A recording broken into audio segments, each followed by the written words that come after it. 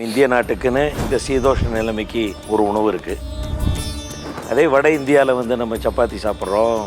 அதுக்கு உண்டான அங்கே உள்ள சாப்பாட்டு முறை வேறு. தென்னிந்தியாவில் சாப்பிட்ற சாப்பாடு முறைகள் வேறு. அந்த மாதிரி சாப்பிட்றது நல்லதா?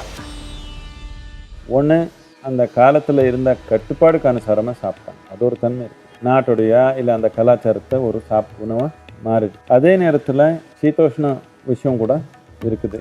இன்னொரு முக்கியமான விஷயம் என்னென்னா, இந்த உடல்ன்றது இது மண் தான்.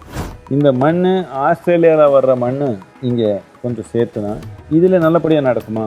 இல்லை, கொஞ்சம் அதில் நடக்காதுன்னு இல்லை, நடக்கும். ஆனால் கொஞ்சம் தார மாதிரி இருக்கும் அதில். அதனால என்ன சொன்னாங்கன்னா யோகத்தில், ஒரு நாளில் ஒரு மனிதன் எவ்வளோ தூரம் நடக்க முடியுமோ அந்த ரேடியஸில் இருக்கிற உணவு தான் நாம் சாப்பிட்டுக்கணும்னு சொன்னாங்க. என்னத்துக்குன்னா, மண்ணை கூட தொடர்பு வச்சுக்கணும்.